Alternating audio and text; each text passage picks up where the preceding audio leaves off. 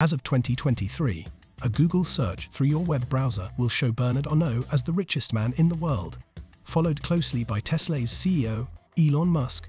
But a closer look into history shows that neither of them is the richest human being ever to have lived. In fact, adjusting for inflation, neither of the top 10 richest men in this present age will come close. Just so you know, one of the richest men in history, which we will be discussing in this video, had a fortune well over twice the size of Elon Musk, and according to Forbes, he controlled a fortune larger than that of Elon Musk, Jeff Bezos, and Jack Ma combined. The most shocking fact of all is, despite his huge fortune, there is a huge probability that you've never heard of him. That being the case, let me introduce you to Mansa Musa, one of the richest men in history. Before we get into the full details, kindly give the video a thumbs up, and don't forget to subscribe to the channel for more premium content. Now, let's get into it. The first question going through your mind right now is, if Mansa Musa is indeed wealthy as claimed, why is he unpopular like the billionaires we have presently? There are two reasons for that.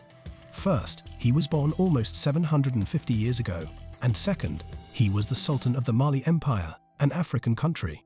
The Mali Empire is the largest ever seen in Western Africa, and was really quite something. During its heyday in the 14th century, it covered almost 500,000 square miles and was home to around 5% of the world's population. The empire rose quickly in the space of a couple of generations, during what's known as the Golden Age of trade in Africa. The rise of the Mali Empire was built on its unfathomable wealth, and that came primarily from two things: gold and salt, both of which were in rich local supply, so much so that at the time, approximately half of all the gold in the Old World, that's Africa, Asia, and Europe, came from just 3 gold mines in Mali. The idea that a vast fortune could come from gold is no surprise, but the fact that salt was such a major factor might seem odd when viewed through our modern lens. As unlikely as that may sound, it actually makes a lot of sense when you think about it. After all, salt is an essential part of the human diet. Aside from the fact that we can't survive without it, it also makes bland food much more palatable and can be used as a preservative, which was helpful before the invention of refrigeration. In regions where salt was sparse, it was priceless. Gold, on the other hand, is shiny. We can't overestimate its uses, from electronics to spaceships, but its appearance was the cause of its appeal in the 14th century. Mansa Musa was born around 1280 AD, and he ascended the throne as the 10th ruler of the Mali Empire in 1312 AD. His rise to power was odd, though he was only selected to be a temporary ruler when his predecessor, Abubakar Keita II, went on an exhibition to the other side of the Atlantic Ocean. The incumbent emperor before Mansa Musa took over 3,000 ships and set off into the vast expanse of ocean, leaving behind his throne and one of the greatest fortunes in history, all without a shred of evidence that there was anything to discover on the other side. History shows that neither Abubakar Keita II nor his 3,000-strong fleet was ever seen again. However, a few historians believe he made it all the way to South America, but we would leave that for the historians. After waiting tirelessly for the return of the ruler, Mansa Musa officially ascended the throne, where he set about extending the borders of his lands and growing his already vast wealth. By the way, Mansa is a job title rather than a first name. It means emperor or sultan. Anyway, as the head of one of Africa's greatest empires, just how rich was Mansa Musa? Well, before we get to the numbers, how about an example? The new emperor was a devout Muslim, meaning much like today, it was his solemn duty to undertake the Hajj at least once in his lifetime. It's no exaggeration to say that when Mansa Musa decided it was time to go to Mecca, the pilgrimage from Mali to the Arabian Peninsula was one of the most remarkable journeys ever made by a human being. Mansa Musa assembled over 60,000 men and women, 100 elephants, 80 camels, a personal guard of 500 highly trained warriors, food, and water for everyone. Basically, Mansa Musa undertook this 2,700 miles pilgrimage at the center of an entire movable city, a caravan that stretched longer than the eye could see. For Aladdin lovers, Mansa Musa's entourage was bigger and more extravagant than the entourage Aladdin took with him to impress Princess Jasmine. As you may well know, another of the pillars of Islam is zakat, which is the giving of alms to charitable causes.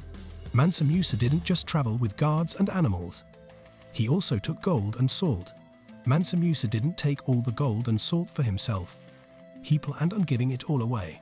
Just so you know, So much gold was handed out to the Po en route to Mecca that Mansa Musa single-handedly crashed the price of the commodity across most of North Africa and the Western Arabian Peninsula, including in major gold trading cities like Cairo, Medina, and Mecca itself, precipitating a decade-long recession. Now, who among the modern billionaires can achieve that feat? None, right? We are halfway through, guys, and there are more details to come, so stick around. If you are enjoying the video, kindly hit the like button, and don't forget to subscribe to the channel if you are yet to do so. Mansa Musa's generosity was about more than just gold. He also wanted to share his beliefs far and wide. But being the richest man in history, he didn't settle for simply spreading the word. Instead, he started a tradition that every Friday, for the entirety of the pilgrimage, no matter where he found himself, he had a mosque built. Now, that's a huge flex considering the trip took almost 2 years, which means he built over 100 mosques. For clarity, written records from the time Mansa Musa ruled are pretty much non-existent, which means it's difficult to be completely sure of his intentions on this pilgrimage, whether it is solely philanthropic or spiritual. The best guess is that Mansa Musa was only keen to show off his immense wealth, impress his friends, and put the Mali Empire on the map. Mansa Musa's hard work paid off, as his name and the empire soon began to crop up on world maps for the first time, including the Catalan Atlas, one of the most important medieval maps of the 14th century. Mansa Musa's pilgrimage didn't only put his country on the map, but it also earned him trusted allies, workers, and artisans when the caravan returned home after completing the Hajj. Speaking of returning home, it was around this time that Mansa Musa began to sprinkle a little gold dust within the borders of his own lands, too, building mosques and madrasas, Arabic institutions. Mansa Musa gave out charity in all places his entourage reached. But there was one place in particular in which Mansa Musa reserved most of his attention, which was Timbuktu. In modern dictionaries, Timbuktu is used as a byword for somewhere unimaginably distant and remote, a status it likely earned because no European managed to figure out how to get there until the 1830s. But the main reason the name became famous in the first place is largely thanks to Mansa Musa. He annexed Timbuktu on his way back from Mecca and set about turning it into one of the most important centers for trade, culture, religion, and learning not just in Africa but around the world. The Jingriba Mosque, which Mansa Musa paid for with 200 kilograms of solid gold, still stands today and makes up part of Timbuktu University. At that time, the university boasted over 25,000 and a library of 1 million books, more than the books held in the Great Library of Alexandria at the height of its fame. Putting an exact number on Mansa Musa's bank account today is difficult, but the figure most often cited accounting for inflation is approximately $400 billion. That's insane. Imagine Mansa Musa in our present world. No billionaire will be fit to lace his boots. Guess you like this video? We have more luxury-themed videos for you, so how about you check out the next video? Also, don't forget to like this video and subscribe to the channel.